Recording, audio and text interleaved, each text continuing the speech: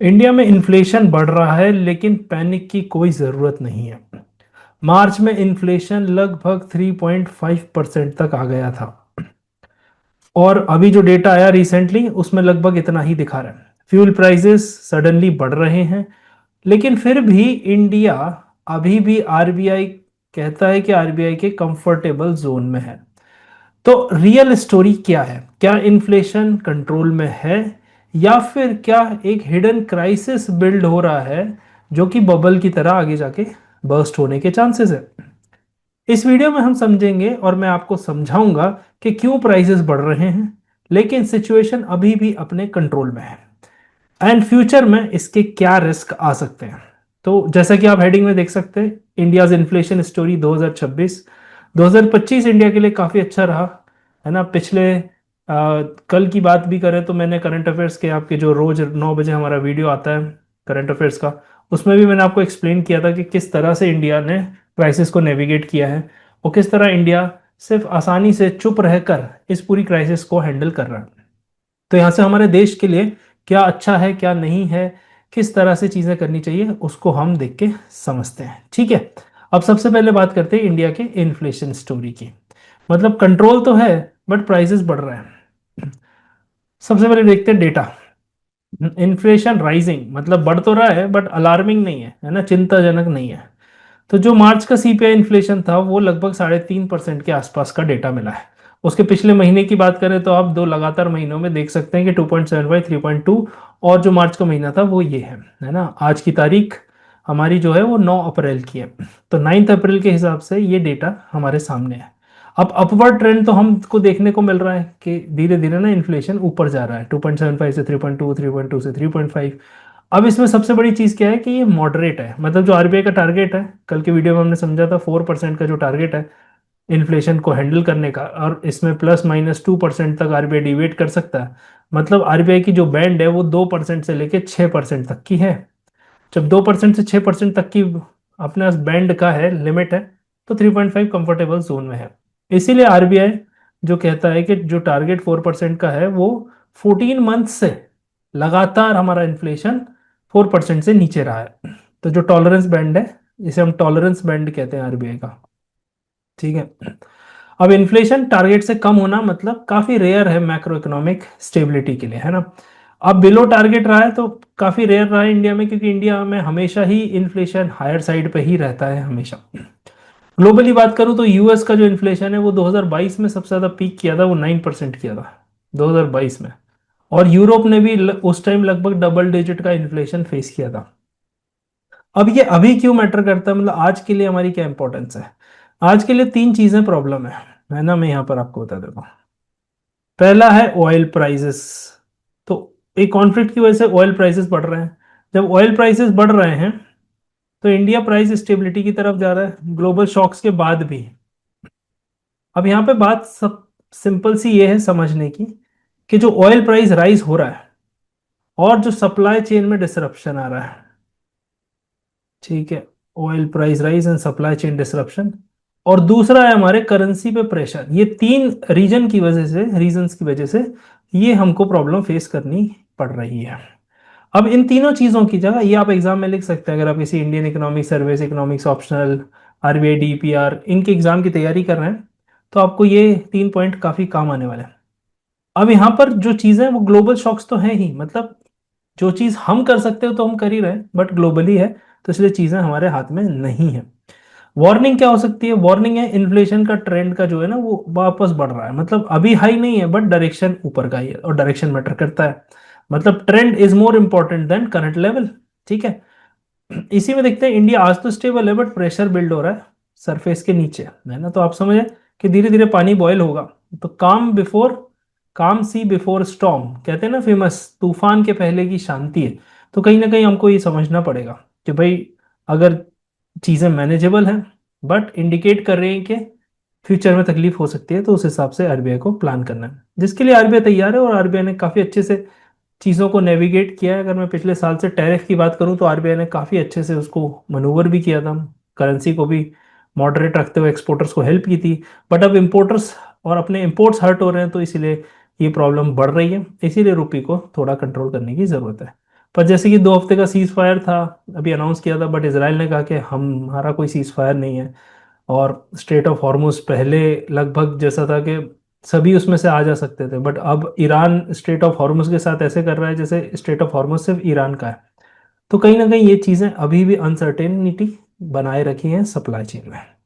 अब fuel inflation की बात करते हैं। जो फ्यूल इन्फ्लेशन है वो वापस आ चुका है। मतलब फ्यूल इन्फ्लेशन की बात करूँ तो 0.1% से लगभग 11% हो गया ईयर ऑन ईयर।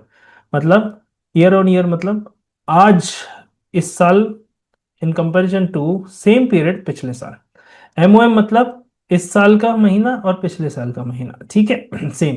तो मंथ ऑन मंथ में इस साल का मार्च पिछले साल का मार्च कंपेयर करके देखते हैं। तो एलपीजी प्राइसेस हैं जो लगभग इतने बड़े हैं, है ना। तो ये मैसिव स्पाइक है अगर आप देखो तो, है ना। क्योंकि इससे कुकिंग कॉस्ट बढ़ जाएगी और अर्बन रूरल इंफ्रास्ट्रक्चर के हाउस होल्ड भी अफेक्ट होंगे। पेट्रोल प्राइसेस तो आपको पता ही है, लॉजिस्टिक्स एंड ऑल, पिछले 3 दिन से हम लगातार इसको डिस्कस करते हुए आ ही रहे हैं। अब जो फ्यूल है वो क्यों मैटर करता है, 3 चीजें। ट्रांसपोर्टेशन मतलब ट्रक की कॉस्ट, तो वेजिटेबल मिल्क हो गए, है ना, फूड ग्रेन्स हो गए, इन सब की कॉस्ट। फूड प्राइसेस की बात करूँ तो कोल्ड स्टोरेज, है ना, ट्रांसपोर्टेशन, इन सब की कॉस्ट बढ़ जाएगी। फिर मैन्युफैक्चरिंग में तो एनर्जी इंटेंसिव जो सेक्टर्स हैं, मतलब जिन सेक्टर्स का इनपुट एनर्जी पे डिपेंडेंट है, उनकी कॉस्ट बढ़ जाएगी, ठीक है। तो एडिशनल प्रेशर किस पे आएगा, पीपल शिफ्टिंग टू फायरवुड, है ना, ऑल्टरनेटिव फ्यूल्स की तरफ जा रहे हैं, ऑल दो सस्टेनेबल नहीं है।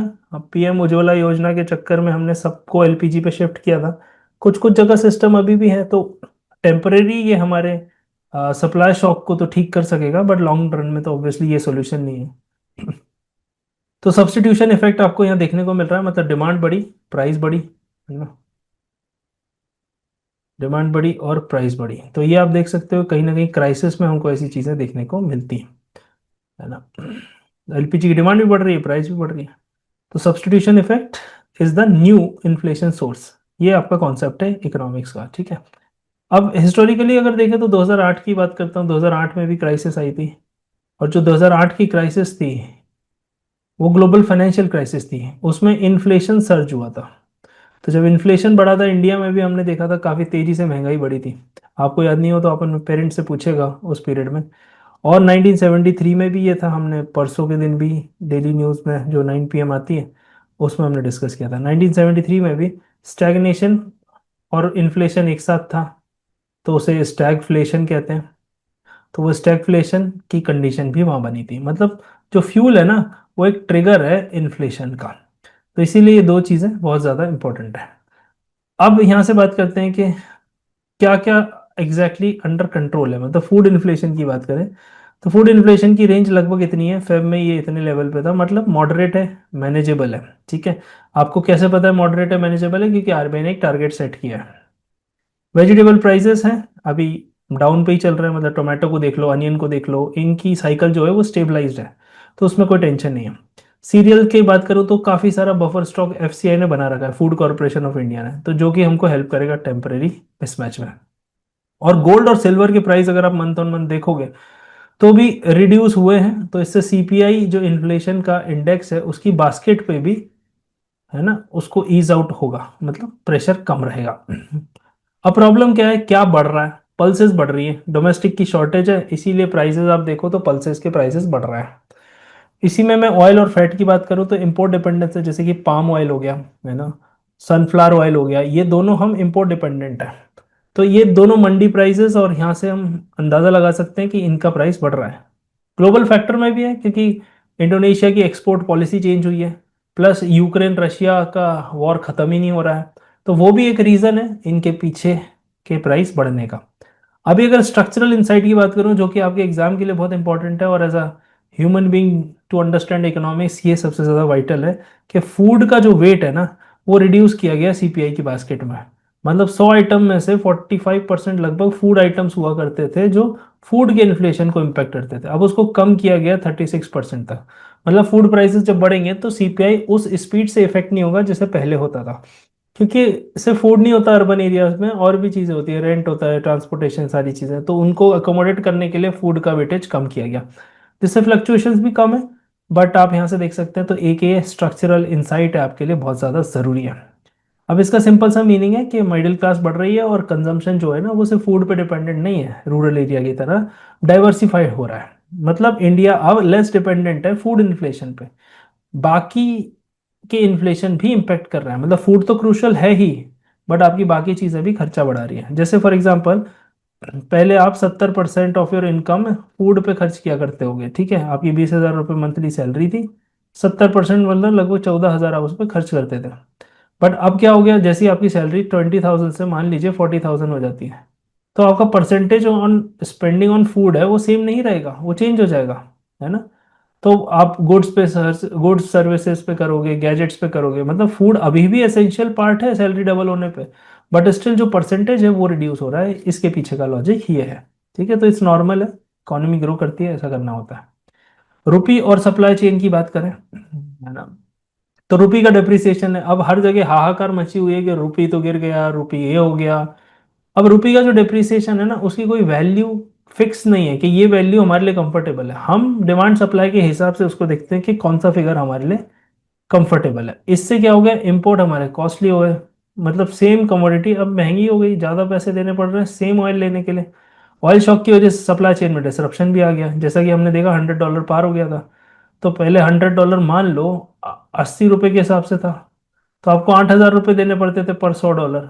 पर अब वही 95 पहुंच गया है, तो 9500 आपको देने पड़ते हैं। मतलब सेम वही $100 के लिए आपको यहाँ पे 1,500 रुपये एक्स्ट्रा देना पड़ रहा है। तो ऑयल शॉक्स की वजह से हुआ है, सप्लाई चेन डिसरप्शन है, शिपिंग का है, इनपुट अवेलेबिलिटी का इशू है।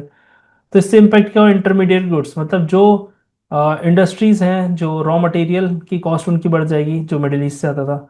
मैन्युफैक्चरिंग कॉस्ट की बात करूँ तो वो भी बढ़ जाएगी, क्योंकि फर्म्स जो है ना वो मैन्युफैक्चरिंग की जब कॉस्ट बढ़ेगी तो वो पास ऑन करेंगे कंज्यूमर को, है ना। तो अगेन मार्केट प्राइसेस बढ़ेंगे।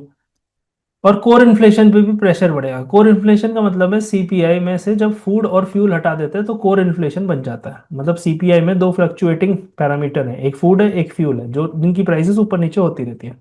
तो जब आप उनको हटा दो तो वो बन जाता है वो कोर इन्फ्लेशन, जो कि एक्सपेक्टेड है कि लगभग 3.4 से 3.9 के आसपास रहने वाला है, ठीक है, ये एक्सपेक्टेड है। तो मतलब अंडरलाइंग इन्फ्लेशन ट्रेंड है ही, ठीक है, यहाँ पे लिखा भी है। अब इन्फ्लेशन की बात करें तो करेंसी इशू तो अपने पास है ही, है ना। ग्लोबल सप्लाई चेन और करेंसी इशू, ये दो बड़े कॉम्पोजिशन है। So it's not about only consumption of food, it is about both. तो ये कोई अब डिमांड इशू नहीं बचा, अभी सप्लाई साइड का इशू भी है। जैसे फॉर एग्जांपल सेमीकंडक्टर में चिप की शॉर्टेज हो गई थी, तो कार प्राइसेस बढ़ गई थी 2021 में, है ना। अब आरबीआई की स्ट्रैटेजी की बात कर लेते हैं, कैसे आरबीआई स्ट्रैटेजी अपना रहा है और कैसे फ्यूचर आउटलुक में इसको चीज़ें देखी जाएंगी। अब फाइनेंशियल ईयर 27 की बात करें तो इन्फ्लेशन जो एक्सपेक्टेड है वो लगभग 5% एवरेज है, ये हमने एक्सपेक्ट किया है। फाइनेंशियल ईयर 27 मतलब 2026-27, मतलब जो जिस फाइनेंशियल ईयर में करंटली अभी अपन है, ठीक है, उसे हम कहते हैं FY27। तो उसमें लगभग 5% के आसपास एवरेज इन्फ्लेशन रहने वाला है। कुछ क्वार्टर्स में 5% से ज़्यादा भी क्रॉस कर सकता है, ठीक है। तो रिस्क ऑफ अपवर्ड ट्रेंड हमेशा ही है, तो मतलब रेट कट के चांसेस अब कम ही है आगे जाके भी, ठीक है। अभी विद इन बैंड है, क्योंकि बैंड जो है वो 2 से 6% तक का है, 5% है तो विद इन बैंड है। बट 5% से अगर ऊपर जा सकता है तो खतरा है। ऑयल की अजम्पशन है कि लगभग इतने पे स्टेबलाइज हो जाएगा पोस्ट वॉर, क्योंकि कॉन्फ्लिक्ट जब डी एस्केलेट होगा, है ना, मतलब फौजें वापस खींची जाएंगी और कॉन्फ्लिक्ट कम होगा, तो इन्फ्लेशन भी कम आ जाएगा। तो इस तरह से पेट्रोल प्राइसेस और क्रूड ऑयल प्राइसेस इतने हो जाएंगे। अदरवाइज अगर नहीं हुआ तो इन्फ्लेशन का रिस्क तो है ही। अब आरबीआई की स्ट्रेटेजी की बात करें, पहला है नो पैनिक टाइटनिंग, मतलब पैनिक को देखते हुए, सिचुएशन को देखते हुए टाइटनिंग नहीं कर रहे। टाइटनिंग मतलब इंटरेस्ट रेट को बढ़ाना, मतलब वो अग्रेसिव रेट हाइक नहीं कर रहा है आरबीआई, क्योंकि उससे ग्रोथ इंपैक्ट होगी, और ग्रोथ इंपैक्ट होगी तो वैसे ही वॉर के चक्कर में कहीं ना कहीं हमारी कॉस्ट कटिंग सब जगह दिख रही है, तो उस वजह से ये इशू है, ठीक है। फोकस एरिया इसमें से देखें तो सबसे पहले है ग्रोथ स्टेबिलिटी और इन्फ्लेशन एंकरिंग, मतलब ग्रोथ का ध्यान रखो कि स्टेबल रहे, है ना, और इन्फ्लेशन को एंकर समझ के उसको मनूवर करते रहो पॉलिसी को अकॉर्डिंग टू इन्फ्लेशन। तो ये तो हो गया आपके फोकस एरिया में बैलेंस्ड अप्रोच हो गई। और यहाँ पे फ्यूल को मॉनिटर करना है, ग्लोबल रिस्क देखते चलना है। तो रिस्क का सिनेरियो अगर मैं बात करूँ तो oil remains high, oil high रहने वाला है, और इन्फ्लेशन लगभग 4.5% के आसपास से क्विकली पहुंच जाएगा। तो गवर्नमेंट का क्या काम है, गवर्नमेंट फ्यूल प्राइसेस को स्टेबल रखे डोमेस्टिक इकोनॉमी में, और जितना एक्साइज ड्यूटी जब पेट्रोल प्राइस कम थे जब उन्होंने कलेक्ट किया था, उससे इसकी सप्लाई को कहीं ना कहीं रेगुलेट करने की कोशिश करें। ठीक है।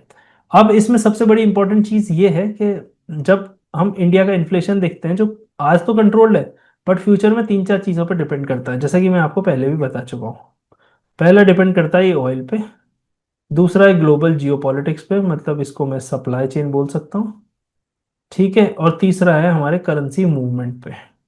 ये तीन पॉइंट आपके लिए बहुत ज़्यादा इंपॉर्टेंट है एग्जाम पर्सपेक्टिव से। ठीक है। So future depend on global geopolitics. तो ये जियोपॉलिटिक्स में ऑयल भी आ गया, करेंसी भी आ गई, और सप्लाई चेन डिसरप्शन भी आ गया।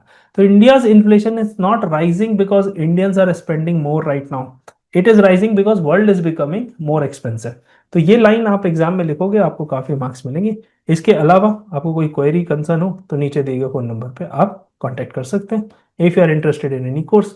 अपार्ट फ्रॉम दैट, रोज रात के 9 बजे ये वीडियो आता है, so make sure you subscribe and and hit the like button. So subscribe आप करोगे तो डेली आपको 9 बजे नोटिफिकेशन आ जाएगा और आपकी इकोनॉमिक्स की अंडरस्टैंडिंग बढ़ जाएगी। ओके देन, मिलते हैं कल फिर 9 बजे। Thank you so much.